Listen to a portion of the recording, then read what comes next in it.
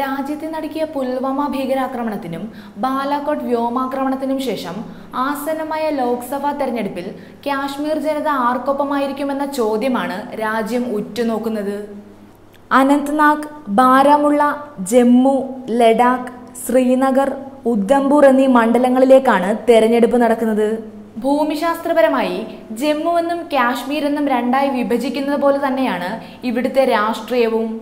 ജമ്മു, കാശ്മീർ, ലേ ലഡാക്ക് എന്നീ 3 പ്രവിശ്യകളിലായി മൊത്തം 6 ലോക്സഭാ മണ്ഡലങ്ങളും BJP, PDP, Congress, national conference തുടങ്ങി 4 പാർട്ടികളുമുണ്ട്. ജമ്മു BJPക്കും കാശ്മീർ PDPക്കുമൊപ്പം നിൽക്കുമെന്നതാണ് കാശ്മീരിന്റെ ഇതുവരെയുള്ള ചരിത്രം. ബാലാകോട്ടിന് മുൻപ് നോട്ട് നിരോധനവും GSTയും വർഗീയതയും ഒക്കെയായിരുന്നു പ്രധാന ചർച്ചാ വിഷയം. എന്നാൽ പുൽവാമയ്ക്കും ബാലാകോട്ടിനും ശേഷം പുതിയ രാഷ്ട്രീയ സാഹചര്യം എന്തായിരിക്കുമെന്ന് പ്രവചിക്കാൻ സാധിക്കാത്തതാണ്. ഇപ്പോൾ രാജ്യസുരക്ഷ, ഭീകരവിരുദ്ധ പ്രവർത്തനങ്ങൾ, ദേശീയത എന്നിവ മറയാക്കിയാണ് BJP ഉൾപ്പെടെയുള്ളവരുടെ രാഷ്ട്രീയ നീക്കം. കാലങ്ങളായി BJPക്കൊപ്പം നിൽക്കുന്ന പ്രദേശമാണ് ജമ്മു. അതുകൊണ്ട് തന്നെ ജമ്മുവിൽ ദേശീയതയും ഭീകരവിരുദ്ധ പ്രവർത്തനങ്ങളും തുറുപ്പിച്ചിട്ടാക്കിയായിരിക്കും BJPയുടെ രാഷ്ട്രീയ പ്രചാരണം. ജമ്മുവിൽ BJPക്കാണ് മേൽക്കൈയെങ്കിൽ ഇസ്ലാം മതവിശ്വാസികൾ കൂടുതലുള്ള കാശ്മീരിന്റെ രാഷ്ട്രീയം എക്കാലവും PDPക്കൊപ്പമാണ്.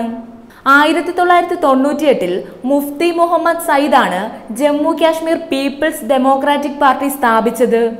2016 അദ്ദേഹത്തിന്റെ മരണശേഷം മകൾ മെഹബൂബ മുഫ്തിയായി പാർട്ടിയുടെ പരമാധികാരി. 2004 ലോക്സഭയിലേക്കും രാജ്യസഭയിലേക്കും ഓരോ MPമാരെ അയച്ച് കാശ്മീർ രാഷ്ട്രീയത്തിൽ പാർട്ടി അടിത്തറ ഉറപ്പിച്ചിരുന്നു.